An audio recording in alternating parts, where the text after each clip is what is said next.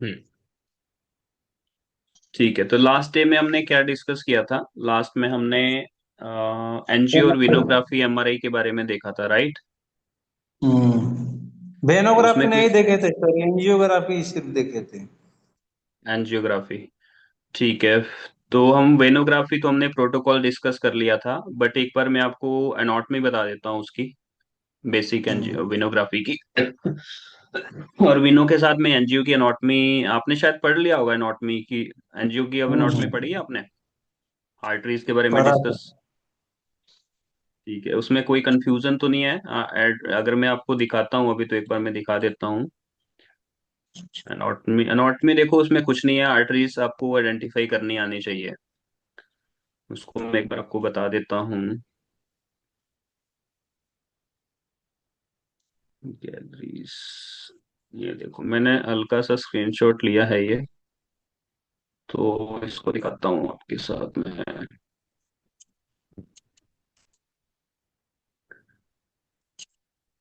ये देखो, दिख रही है स्क्रीन आपको?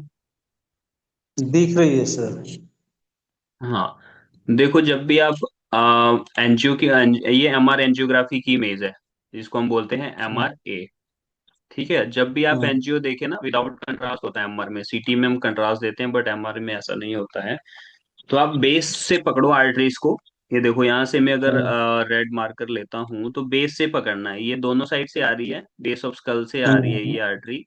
इसको आप क्या बोलते हैं? Vertebral artery. वर्टिब्रा के अंदर से आती हुई ये दोनों आर्टरी नीचे से आ रही है, इसको बोलते हैं राइट, और एक है left vertebral artery. This is left vertebral artery. ठीक है। और ये है आपकी हम्म। राइट साइड की वर्टिब्रल आर्टरी। यही आर्टरी आगे जाके क्या बना रही है? बेसिलर आर्टरी बना रही है। मोटी आर्टरी हो रही है ना, आगे देखो एक आर्टरी बना रही है। This is called basilar artery. इसको आप बेसिलर आर्टरी बोलते हैं।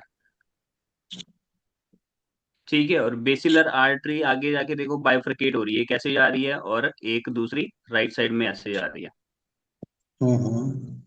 ठीक है, तो इसको क्या बोलते हैं? हम्म। इसको बोलते हैं PCA, left PCA, posterior cerebellar artery, और right posterior cerebellar artery. This is PCA, posterior cerebellar artery. और ये है आपकी राइट साइड की पीसीए।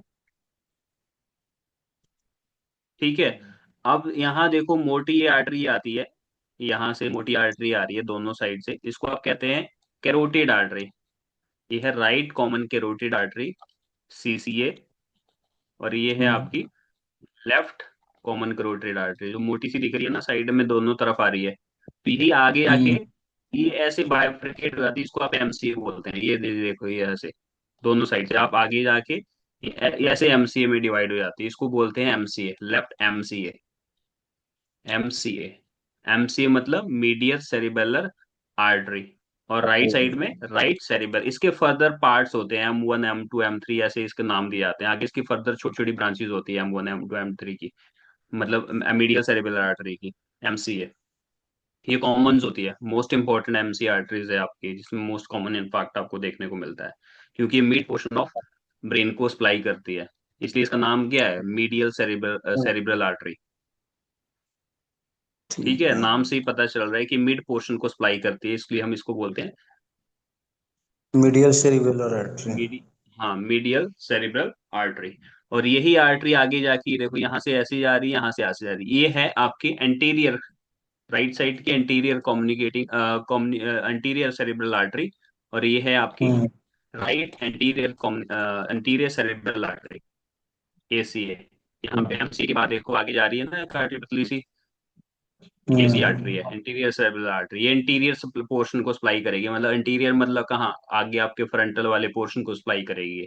और आगे जाके ऐसे जुड़ जाती है, जिसको आप बोलते हैं ए कॉम, एंटीरियर कम्युनिकेटिंग आर्टरी। जुड़ जाती है आगे जाके, जिसको आप कहते हैं ए कॉम, एक कौन। जिसको आप कहते हैं इंटीरियर कम्युनिकेटिंग आर्टरी। ठीक है। ठीक है, बस यही कॉमन आर्टरीज की हमारी एनाटॉमी है।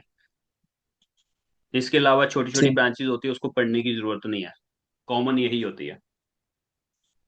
ठीक है सर। ठीक है, कोई कंफ्यूजन डाउट है इसमें तो पूछ सकते हैं अभी आप। नहीं, इसमें नहीं है। हाँ, एक बार आप देखोगे, सीटी में भी आप पढ़ते होंगे, सीटी स्कैन आप करते होंगे आर्टरीज का, तो एक बार देखोगे तो क्लियर आपको उसमें प्रोसेसिंग आप करते होंगे अच्छी तरह से।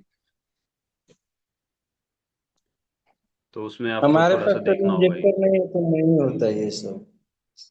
अच्छा, इंजेक्टर नहीं है आपके पास। ठीक है। कई बार, हाँ, एक चीज आपको मैं बताना भूल जाता हूँ, कोई बात नहीं। आप इसको ना, ब्रेन एंजियोग्राफी को हम क्या बोलते हैं, काओ भी बोलते हैं, COW। इसका काऊ, मतलब समझते हैं क्या होता है? वाइट। इसका मतलब होता है circle of Willis. Circle of Willis, काओ। सर्कल। कई बार लिख के आता है कि आप MR brain with COWs run करिए। MRI ब्रेन प्लस काओ। काओ मीन्स सर्कल ऑफ वेलिस, लिख सकते हैं आप, circle of Willis, COW। Short में इसको काओ बोलते हैं, फुल फॉर्म में सर्कल ऑफ वेलिस। इसको आप brain angio, circle of Willis को ब्रेन एनजियो भी बोलते हैं या काओ भी बोलते हैं, ठीक है। क्यों बोलते हैं? क्योंकि ये पोर्शन दिख रहा है आपको, ये देखो राउंड सा बना रहा है, सर्कल सा बना रहा है इधर ये पोर्शन। हम्म। तो इस सर्कल के नाम से एक साइंटिस्ट के नाम के ऊपर पड़ा है, जिसने शायद इसका कुछ बस एक साइंटिस्ट या डॉक्टर्स के नाम से ये कुछ नाम पड़ा है इसका। मेरे को भी उतना मालूम नहीं है उसके बारे में, तो इसलिए हम इसको काओ बोलते हैं। ये सर्कल ऑफ विलिस, उसको उन्होंने बताया कि ये सर्कल सा बन रहा है, this is called circle of Willis, ये पोर्शन। यहाँ पे आर्टरीज क्या है, कॉम्बाइन हो जाती है। नीचे से बेस ऑफ ब्रेन से या PC हो जाती है, MC और एंटीरियर और कॉम, यहाँ से सर्कल बन जाता है, this is called circle of Willis. इसलिए इसको बोलते हैं हम्म। काओ, COW। कई बार ऐसे लिख के आता है, आप आपके पास क्या होता है, डॉक्टर प्रिस्क्रिप्शन में डॉक्टर लिख के देते हैं उनके पास कि MRA ना लिख के काओ लिख दो, तो टेक्नीशियन कंफ्यूज हो जाते हैं कि काओ क्या है। और कोई फ्रेशर कैंडिडेट्स हो तो वो कंफ्यूज हो जाता है, फिर गूगल सर्च करो, ये सर्च करो, बट आपको ये चीज पता होना चाहिए। काओ मीन्स ठीक है। Circle of Willis, means brain angiography. ठीक है, एक सीनियर टेक्नीशियन बनने का यही बेसिक चीजें पता होनी चाहिए। सीनियर जूनियर में यही फर्क होता है कि सीनियर में थोड़ा सा चीजें पता हो, जूनियर को नहीं पता हो, तो तभी सीनियर बनते हैं। राइट। ठीक है सर। तो आर्टरीज ऐसी होती है। ये 3D रिकंस्ट्रक्शंस किया है। CT में आप करते होंगे 3D रिकॉन करके जो आता है ना, वैसे ही 3D हमारे में क्या होता है, 3D रिकंस्ट्रक्शंस करते हैं इसका हम। तो ये 3D हम्म। रिकॉन करके प्रोसेस करना पड़ता है, जो भी वास्ट डाटा होता है ना, ब्लैक ब्लैक व्हाइट व्हाइट दिख रहा है आपको यहाँ पे आर्टरी के हम्म। अंदर, इसको आप हटा सकते हैं कर्सर से। ठीक है। रिकंस्ट्रक्शंस तो किया होगा अपनी इमेज को, रिकंस्ट्रक्शंस करते हैं हम, रिकॉन हाँ, करते हैं जो। रिकंस्ट्रक्शन करते हैं तो काटते हैं। हाँ हाँ, ये सब चीजें आप प्रोसेसिंग में करते हैं। 3D भी इमेज देना होता है तो काटते हैं लोग। हाँ हाँ हाँ, जब भी आप सर्कल ऑफ विलिस की फिल्म बनाओ तो ये काओ जरूर दिखाओ, ये। ठीक। ठीक है, इसको जितना रोटेट करके आप दिखाओ तो उतना ज्यादा बेनिफिट है। मैंने बनाई है ऑलरेडी, वीडियो अपलोड किया है मैंने सर्कल ऑफ विलिस का, फिल्मिंग का, तो उसको जाके देखो आप कैसे फिल्मिंग देना है। अगर चाहो एक अच्छा टेक्नीशियन बनो तो लेवलिंग करो आर्टरीज को, कुछ नहीं है, 2 मिनट 3 मिनट 2 मिनट एक्स्ट्रा लगेंगे आपके। लेवल करो सारे कीबोर्ड से, जब आप फिल्मिंग बनाते हो। इसको शॉर्ट में लिखो, ज्यादा डीपली लिखने की जरूरत नहीं है। Right left MCA, BCA vertebral artery लिख दो, PCA लिख दो, MC लिख दो, इंटीरियर सेरिब्रल आर्टरी, इंटीरियर ऑर्बिकल, ऐसे डिनोट कर दो। एक फिल्म में हम्म। बड़ा बड़ा एक लेबल करके दे दो, ताकि लगे कि हाँ, एक सीनियर टेक्नीशियन ने हमारे स्कैन्स किया है। ठीक है, इससे क्या ठीक होता है कि आपका टचिंग भी रहेगा, एनाटॉमी कभी भूल नहीं पाएगी एनाटॉमी आपको, क्योंकि ऐसा होता है कि एक बार आपने पढ़ी, 2 बार पढ़ी, फिर तीसरी बार भूल जाती है एनाटॉमी। लेबलिंग करोगे है। फिल्मिंग के साथ तो डेफिनेटली आपको कभी जिंदगी भर भूल नहीं पाएगी एनाटॉमी। ठीक है। क्लियर? कोई कंफ्यूजन है इसमें तो पूछ सकते हैं अभी आप। नहीं सर, इसमें अभी कोई कंफ्यूजन नहीं है। हम्म। ठीक है। तो हम एनजीओ तो डिस्कस कर लिया, वेनो के बारे में हम डिस्कस करना था हमें ना, वेनोग्राफी। सर, हाँ हाँ, यस बताओ। स्ट्रोक प्रोटोकॉल नहीं बताए सर मेरे को। स्ट्रोक प्रोटोकॉल बताया नहीं आपको? नहीं, नहीं बताए। अच्छा, एक बार मैं, उसने स्ट्रोक प्रोटोकॉल क्या है देखो, एक बार मैं बता देता हूँ आपको। स्ट्रोक प्रोटोकॉल कुछ नहीं है। स्ट्रोक प्रोटोकॉल, मैं एक बार बता देता हूँ स्ट्रोक प्रोटोकॉल।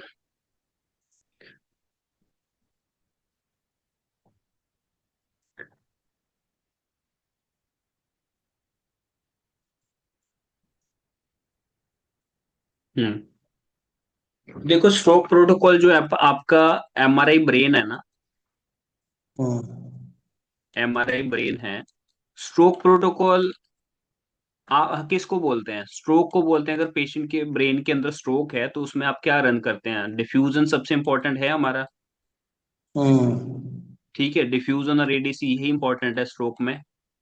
ठीक है। अगर हम्म। आपके पास स्ट्रोक प्रोटोकॉल लिख के आता है तो सबसे पहले थ्री प्लेन लोकेलाइजर के बाद आपको क्या करना है? पहला सीक्वेंस डिफ्यूजन रन कर दो। हम्म। क्योंकि पेशेंट को अगर स्ट्रोक आया है डेफिनेटली आपको डिफ्यूजन रन करना है पहले। डॉक्टर ने लिखा है कि स्ट्रोक प्रोटोकॉल में आपको एनजीओ भी रन करना है, तो आपको क्या है? एमआरए भी लेना होगा। स्ट्रोक एमआरआई भी प्रोटोकॉल में लेना होता होगा। ही है कि एनजीओ भी लेना हो सकता है अगर पेशेंट के ब्रेन में इन्फाक्ट आया है तो। उसमें क्या देखते हैं कि कौन सी आर्टरीज में इन्फाक्ट है पेशेंट को, मींस कि कौन सी जो आर्टरीज है वो डेड पड़ी है, जो आपके ब्लड और ऑक्सीजन लेवल आपके ब्रेन के टिश्यूज तक नहीं पहुंच पा रहा है, तो इसलिए तो इन्फाक्ट बोलते हैं उसको। तो उसमें आपको क्या है? हम्म। डिफ्यूजन ले लो और ब्रेन के सीक्वेंस फ्लेयर ले लो, एक्सियल में फ्लेयर ले लो आप। ठीक है। कॉमन से सीक्वेंस ले सो, अगर पूरा ब्रेन भी कर सकते हैं ऐसी कोई बड़ी बात नहीं है। अब कई बार लिखा होता है कि आपको 2 मिनट 3 मिनट का स्ट्रोक प्रोटोकॉल रन करना है, एक्सियल फ्लेयर ले लो और एक आधा सीक्वेंस आपको जीआरई रन कर दो, ताकि आपको जीआरई में क्या लगे कि आपका हिमरेजिक या कुछ ऐसा इन्फाक्ट तो नहीं है। हिमरेजिक कंपोनेंट हम्म। तो नहीं है। ब्रेन इन्फाक्ट कई तरह के होते हैं। हिमरेजिक इन्फाक्ट भी होता है जिसके अंदर ब्लीड भी कई बार हो जाता है। हिमरेजिक इन्फाक्ट हम्म। बोलते हैं उसको। ठीक है, तो जीआरई सीक्वेंस ले लो। सीक्वेंस का उतना मैटर नहीं है, और साथ में एडिशनल एक एनजीओ का भी सीक्वेंस रन कर दो जो मैंने आपको बताया है एक्सियल में। टॉप सीक्वेंस भी ब्रेन के लिए रन करो। हम्म। हाँ। ठीक। ठीक है। अगर आपके डॉक्टर्स बोलते हैं कि टॉप भी ले लो तो टॉप भी लेना है। कई बार स्ट्रोक प्रोटोकॉल में ये ऐड होता है हमारे हॉस्पिटल्स या डायग्नोस्टिक सेंटर में, ये प्रोटोकॉल सेट होता है तो उसके अकॉर्डिंग आपको चलना होता है। ठीक है। हम्म। क्लियर? कोई डाउट है अभी इसमें? नहीं नहीं, हो गया। यही स्ट्रोक स्ट्रोक में बस आपको ये चीजें याद रखनी है कि डिफ्यूजन सीक्वेंस आपको जल्दी रन करना होगा, मींस पहले रन करना होगा। एक मैंने आपको बताया था ना, विंडो पीरियड्स। हम्म। विंडो पीरियड चालीस एक मिनट 4 आवर का हाँ 4 घंटे हम्म। का एक पीरियड होता है। अगर पेशेंट को इमीडिएट कोई इन्फाक्ट आया है 4 घंटे के अंदर अंदर, तो डेफिनेटली आप उसको 4 घंटे के अंदर एमआरआई, 4 घंटे से पहले एमआरआई करो और डॉक्टर के पास रेफर करो, ताकि वो थ्रोम्बोलाइज कर सके जल्दी से जल्दी और इन्फाक्ट को रिकवर कर सके।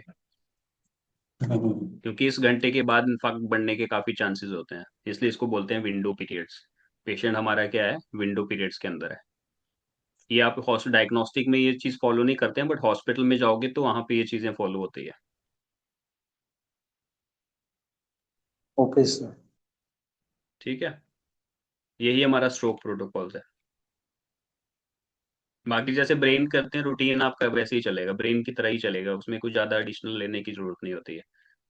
बस एक सीक्वेंस याद रखो, टॉप ले भी सकते हैं आप, ये डिपेंड करता है हमारे रेडियोलॉजिस्ट और क्लिनिशियंस के ऊपर, जो फिजिशियंस के ऊपर, जो रेफर कर रहे हैं न्यूरोलॉजिस्ट या न्यूरोसर्जन कोई रेफर कर रहा है पेशेंट, वो बोलते हैं कई बार कि आप एनजीओ भी रन करो साथ में। तो एनजीओ में बस यही देखते हैं कि इनफाक्ट आर्टरीज में कौन सी आर्टरी डेड हो चुकी है। ठीक है। ठीक। क्लियर? क्लियर हो गया सर। हम्म। हम्म। तो हमने क्या डिस्कस करना था अभी? वेनोग्राफी। एमआरआई। वेनोग्राफी का एक बार मैं देखता हूँ, मैंने स्क्रीनशॉट लिया तो था एक। Sorry sorry sorry sorry.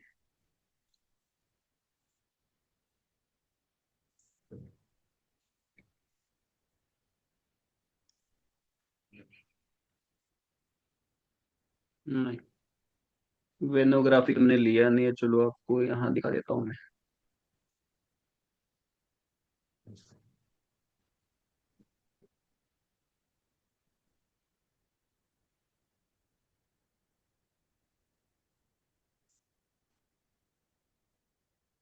ठीक है, आपको एमआर वेनोग्राफी जो मैंने बोला था, एक बार आप हम्म। इस इमेज को देखो। सॉरी, आप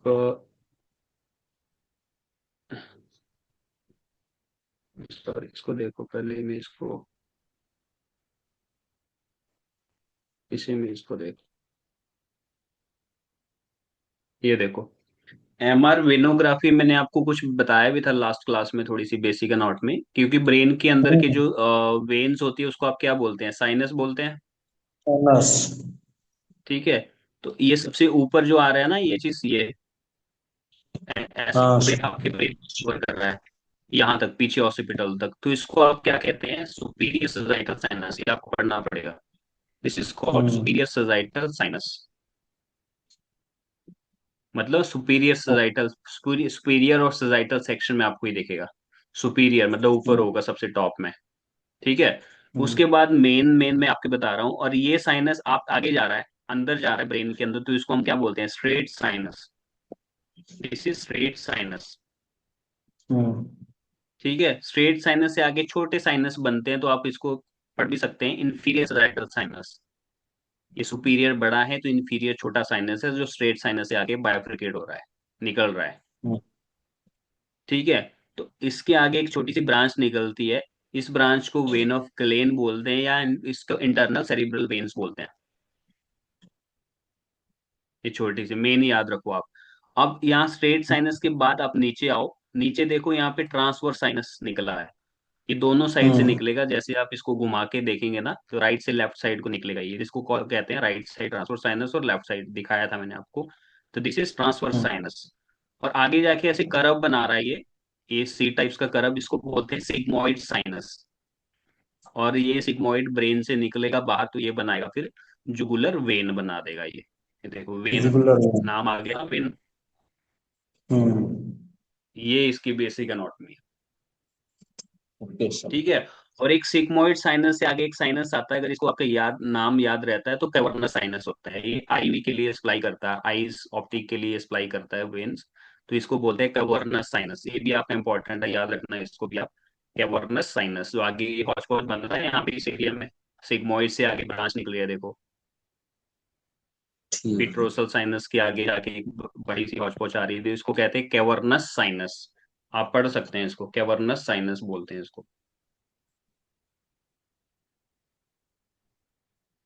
क्लियर। अब इसको ओके ओरिजिनल सर। अगर इमेज में देखना है आपको, तो आपको MR3D रिकंस्ट्रक्शन इमेज देखनी होगी आपको। सीटी में भी कई बार दिखता है ये साइनस, ये देखो। सीटी में आप कई बार नोट करते होंगे, अगर आप मिप बढ़ाते हैं ना इसका, तो आपको हम्म। ये साइनस की फाइंडिंग्स कुछ इस तरह से देखने को मिलती है, देखो ये दिख रहे हैं, स्ट्रेट साइनस अंदर जा रहा है, ये फिर ये साइड का साइनस है, ये टॉप का साइनस ऐसे आता है ऊपर से, ये ऐसे जाके यहाँ बाइफर, ये स्ट्रेट साइनस हो गया। ये स्ट्रेट साइनस है, ऊपर जाके सुपीरियर सजाइटल साइनस है। MR करोगे तो और क्लियर जाके पता चले, ये ट्रांसवर्स साइनस आ रहा है ऐसे ऐसे नीचे को, सिग्मोइड और फिर जुगुलर वेन। ये सीटी की इमेज है देखो, थोड़ा इसमें इंक्रीज किया हुआ है, दिख रहे हैं इसमें साइनस। दिख रही है सर। तो ये चीज है। ये देखो ये MR की साइनस है, यहाँ पे अभी MRI की इमेजेस आपके पास।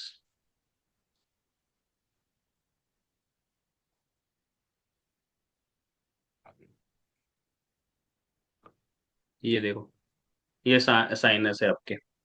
ये साइनस कैसे है यहाँ पे, सबसे ऊपर ये आपके कॉर्नर व्यू है, आगे से देख रहे हैं हम। ये सुपीरियर साइड में हम्म। मोटा साइनस है, ऊपर से सुपीरियर साइड से आ रहा है।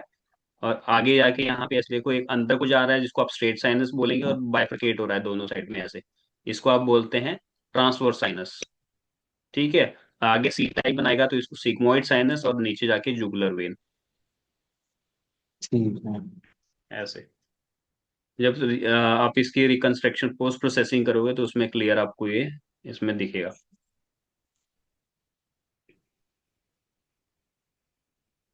क्लियर। Okay sir. कोई कंफ्यूजन तो नहीं है इसमें। नहीं, कोई कंफ्यूजन नहीं है सर। एक बार आपको इसकी अनॉटमी पढ़नी होगी, अनॉटमी मैंने जो अभी इमेज दिखाया था आपको, उसमें जाके पढ़ो एक बार अनॉटमी, जो अभी ये दिखाया था आपको इसमें पढ़ो, इसमें आपका क्लियर हो जाएगा ये चीज। ठीक है। सबसे ऊपर क्या है, हम्म। Superior sagittal sinus. आगे जाके हम्म। ये बना रहा है स्ट्रेट साइनस। आगे जाके फिर ये हम्म। ट्रांसवर्स हो रहा है, फिर सिग्मोइड हो रहा है, जुगुलर वेन, ये हो रहा है। बस 5-6 साइनस के ठीक। नाम याद रखने हैं आपको। ठीक है। ठीक है। हम्म। ओके। राइट। ठीक है, तो नेक्स्ट हम डिस्कस करेंगे आज कुछ बेसिक स्पाइन के बारे में। ठीक है। और एक बार मैं नॉर्मल आपको बेसिक ओवरव्यू बता देता हूँ। हम्म स्पाइन एनाटॉमी, देखो जब भी आप स्पाइन एमआरआई पढ़ते हैं ना, तो आपको इसमें एनाटॉमी पता होना बहुत जरूरी है। स्पाइन का आज की डेट में हर कोई पेशेंट जो है स्पाइन से पीड़ित है, मींस स्पाइन की बैक की प्रॉब्लम से ग्रसित है। हम्म। ठीक है। इसमें देखो आपको मैं एक, ये स्क्रीन दिख रही है आपको? दिख रही है सर। जब भी आप स्पाइन करो, पहले क्या है, पहले आपको स्पाइन को आइडेंटिफाई करना आना चाहिए होता है। स्पाइन को आप हम्म। आइडेंटिफाई कैसे, ये लंबर स्पाइन है, राइट? जी, लंबर स्पाइन के स्पाइन है। बीच में ये, हाँ ये वर्टिब्रा है, ये वी लिख रहा हूँ ना, ये बॉडी है, मतलब बोन्स है, ये वर्टिब्रल बॉडी है ये। हम्म। ठीक है। इसके बीच में ही डिस्क होती है, ये दिख रही है, दिस इज डिस्क। बहुत। हाँ, इसको वर्टिब्रल डिस्क बोलते हैं। ये देखो, राइट। हम्म, और ये आपकी फिर जी। सैक्रम बोन आ गई।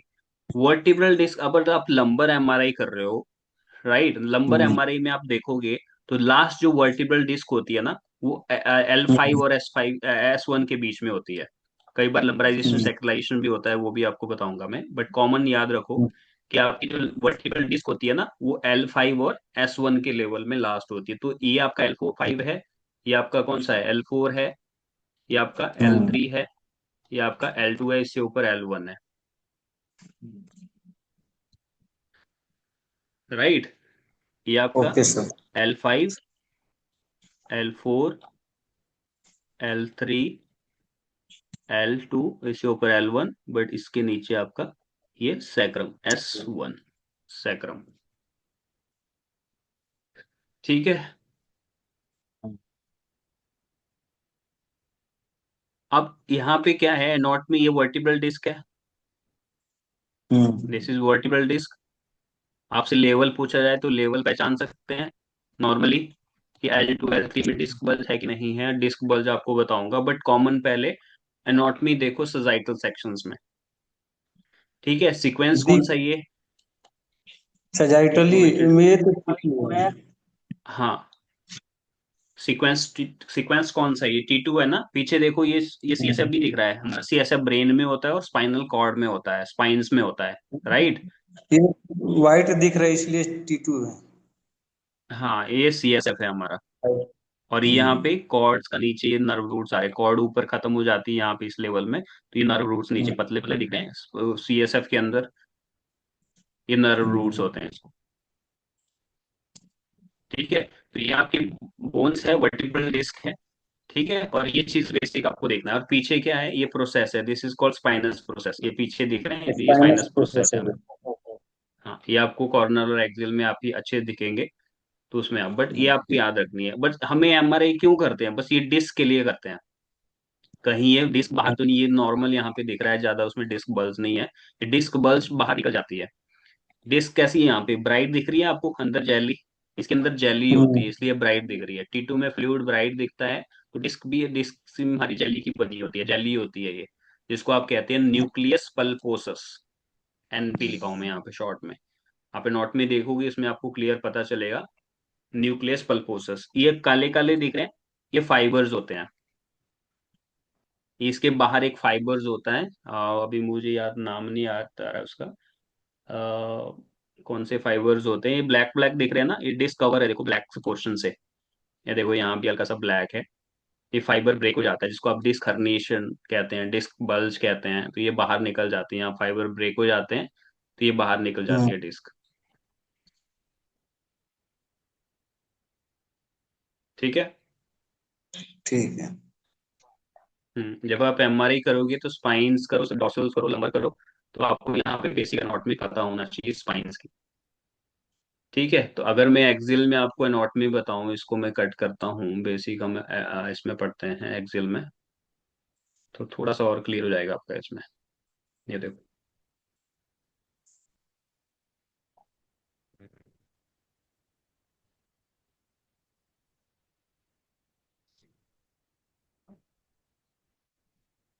ये देखो यहाँ पे, इसको जूम करता हूँ थोड़ा सा मैं,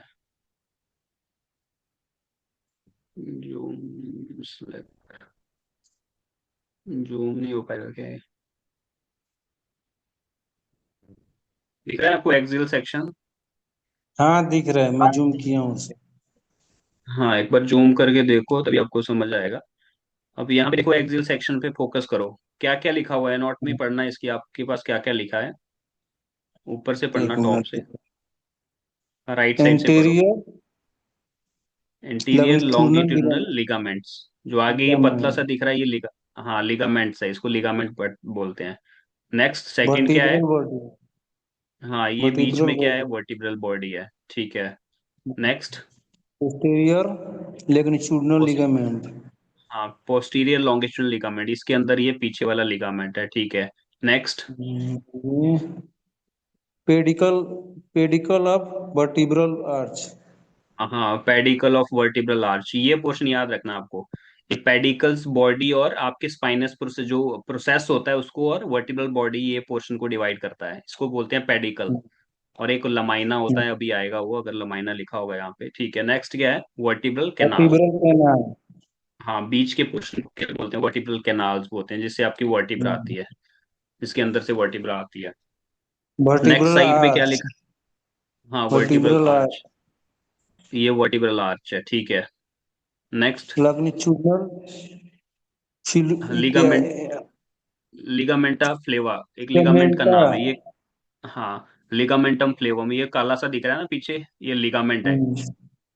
इसको लिगामेंट उसके फ्लेवम बाद बोलते हैं हमारे में। हाँ, कोस्टल कॉस्टल प्रोसेस है। प्रोसेस। हाँ, यहाँ पे पीछे प्रोसेस होता है, इस प्रोसेस को कॉस्टल प्रोसेस बोलते हैं। Next, superior articular art, process, हाँ सुपीरियर साइड में सुपीरियर आर्टिकुलर प्रोसेस होता है, जो फेसर जॉइंट बनाता है। हाँ, नेक्स्ट क्या है? ये है इसको बोलते हैं मेमली, मैमिलरी, मेमलरी मैमिलरी प्रोसेस है। प्रोसेस। हाँ, मैमिलरी प्रोसेस। फिर नेक्स्ट क्या आता है? इंफ्रास्पाइनेटस लिगामेंट, और फिर सुप्रास्पाइनेटस लिगामेंट। बस, ये चीज है बेसिक। ये वर्टिब्रा की एनाटॉमी है ये, ठीक है। वर्टिब्रा की एनाटॉमी है, ये चीज आपने याद रखनी है। इसको आप पढ़ोगे एक दो और बार तो समझ आ जाएगा, जब आप एमआरआई करोगे तो खुद समझ आ जाएगा चीजें आपको इसमें। सर तो एमआरआई का फिल्म देते समय एक रियल व्यू में इतना चीज रहना चाहिए कैसे भी। हाँ हाँ, एक्सेल में तो पूरा दिखाना है आपको। जो आप एक्सेल की फिल्मिंग बनाओगे ना सेल्स की, तो आपने ये दे दिया फिल्मिंग, ठीक है, ऐसे देते हैं हम। जितनी भी सीक्वेंस आपने हम्म, लिए हैं, 10-12 सेक्शन लेते हैं मोस्टली, 12-13 सेक्शन में सजाइटल आ जाते हैं। एक्सेल में ही आपका हम्म, मेन है। एक्सेल सेक्शन में ही हम्म, आपकी जो डिस्क बल्जिंग है ना, सारा उसमें आपको दिखेगा, एक्सेल के अंदर ही दिखेगा। हम्म। समझ रहे हैं बात? हाँ हाँ समझ रहे हैं सर। ठीक है, इसमें मैं आपको एक बार बता देता हूँ। बट ये देखो, ये सीक्वेंसेस है हमारे, ये हमारे सीक्वेंसेस दिख रहे हैं यहाँ पे, देखो। हम्म, ये दिख रहे हैं आपको सीक्वेंस?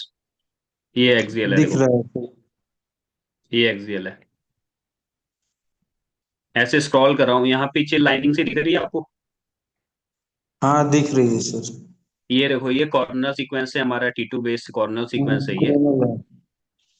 ये देखो, ऐसे स्क्रॉल करोगे आगे से पीछे तक, तो आपको क्या आएगा? Corner sequence. प्लानिंग में कोई फर्क तो नहीं है, प्लानिंग में इतना ज्यादा नहीं है, बताऊंगा आपको प्लानिंग कैसे करेंगे। यहाँ पे साइटल सेक्शन देखो, और यहाँ पे कॉर्नल देखो। और यहाँ पे ये ठीक। लाइनिंग सी आ रही है ना, तो मैं आगे से पीछे की तरफ जा रहा हूँ। हम्म, ये देखो, तो मेरे पास कॉर्नल आ रहा है, एंटीरियर टू पोस्टीरियर, जिसमें मेरे कॉर्नल के अंदर क्या है, यहाँ देखो, दो लिगामेंट भी बिल्कुल क्लियर दिख रहे हैं। ये सॉरी, ठीक। जॉइंट्स भी बिल्कुल क्लियर दिख रहे हैं। इस जॉइंट को क्या बोलते हैं? ऐसा ही ज्वाइंट। हाँ, इसको सेक्रोइलेक जॉइंट से कॉर्नल में अच्छा दिखता है वो। तो आपको कॉर्नल अच्छे हम्म, से सीक्वेंस को एक्वायर करना है। ठीक।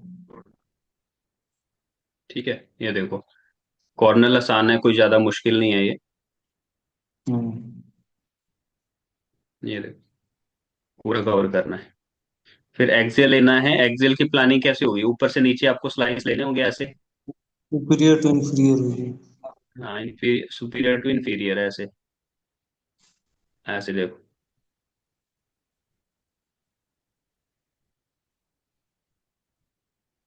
ठीक है, इसमें तो ट्रू प्लानिंग किया हुआ है, हमें डिस्क के ऊपर प्लानिंग करना होता है। बताऊंगा आपको प्लानिंग कैसे करेंगे, बट आपको ऐसे दिखेगी वो एक्सेल सेक्शन।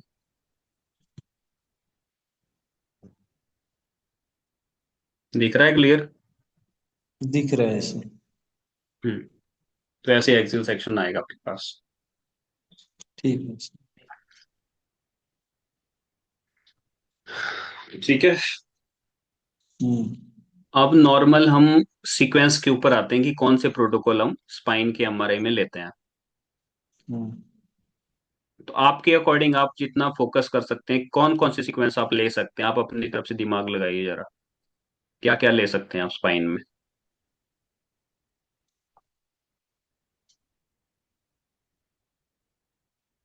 सीक्वेंस। हाँ, सीक्वेंस प्रोटोकॉल्स क्या होंगे हमें हमारे, जब आप मान लो एमआरआई कर रहे हैं स्पाइन का, लंबर करो, डॉर्सल करो, कोई भी करो, एमआरआई एल स्पाइन।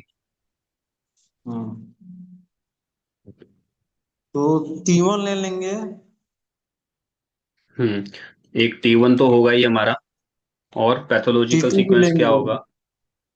T2 भी लेंगे पैथोलॉजी का।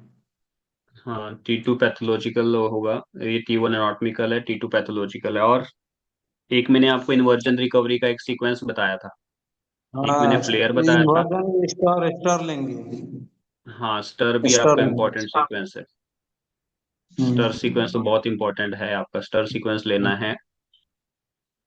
और क्या ले और सकते हैं? बस नॉर्मल हमारे फ्लेयर स्पाइन तो में इसमें यही लेना ही नहीं, फ्लेयर इसमें लेना ही नहीं है क्योंकि ये सिर्फ ब्रेन में ले नहीं, लगते हैं। हाँ, फ्लेयर लेना नहीं है इसमें। जो आपका इन्वर्जन रिकवरी है स्टर, मोस्टली आपके स्पाइन के केस में यही सीक्वेंस ले लिया जाता है मेनली, रूटीन स्टडी में। हम्म। ठीक है। अब देखो, जब भी आप कोई स्टडी कर रहे हैं स्पाइन के लिए, हम्म। तो आपको सबसे हम्म। पहले थ्री प्लेन लोकेलाइजर तो आपको लेना ही है, जिसके ऊपर आप फर्दर प्लान करोगे। मान लो थ्री प्लेन लोकेलाइजर ले लिया, तो पहला सीक्वेंस क्या लेना है आपको? लेना है सैज में T2 section, T2 weighted image. ठीक। हम्म। सैज में क्यों लेंगे? क्योंकि सैज के अंदर ही एनाटॉमी आपको प्रॉपर दिखेगी, उसके ऊपर ही आप प्लानिंग कर सकते हैं कॉर्नल और एक्सियल का। ठीक है। इसीलिए लेंगे सैज। सैज में आप हम्म। T2 लो, सैज में ही आप T1 एक्वायर करो, और सैज में आपको लेना है स्टर। स्टार। तीन सीक्वेंस हो गए, T1 T2 स्टर। और फिर कॉर्नल हम्म। में, हाँ, फिर आपको चौथा जो सीक्वेंस लेना है वो ले लो कॉर्नल स्टर सीक्वेंस। कई जगह T2 भी ले, स्टर तो लेना ही है, कई जगह T2 T1 ऑप्शनल है, ले सकते हैं, ऐसी कोई बड़ी बात नहीं है, बट कॉर्नल स्टर आपको लेना ही होता है सैज में और कॉर्नल हम्म। में। फिर आपको ठीक। पांचवा सीक्वेंस एक्सियल T2, जिसमें आपकी वर्टिब्रल डिस्क वगैरह दिखेगी प्रॉपर। हम्म। और एक आप लेना है आपको एक्सियल T1 वेटेड सीक्वेंस। यही आपके ठीक। छह सीक्वेंस नॉर्मल चलते हैं। कई जगह चलते हैं, कई जगह ये एडिशनल T1 नहीं चलता है, कई जगह स्टर की जगह डॉक्टर टी कॉर्नल में T2 और T1 भी मांगते हैं, तो ऐसी कोई बड़ी बात नहीं, आप ले सकते हैं।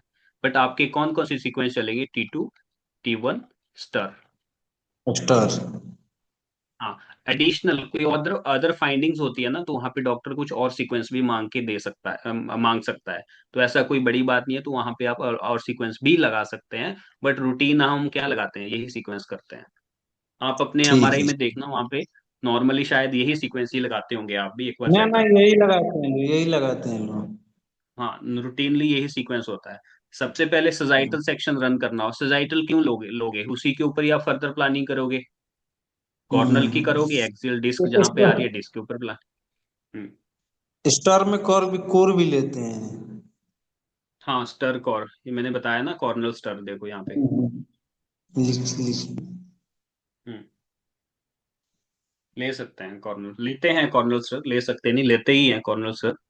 जिसमें आपको, क्योंकि ज्वाइंट मैरो एडिमा देखना होता है, सैक्रोलाइटिस वगैरह देखना होता है, तो उसमें क्लियर दिखेगा। कोई फ्रैक्चर फ्रैक्चर का केस होता है, उसमें आप ले सकते हैं एडिशनल सीक्वेंस। यही जितना आप सीक्वेंस लिखे हैं ना सर, सब ये लेते हैं क्योंकि हम लोग का इमेज चार बनता है और इन छह को मिला के चार हो जाता है।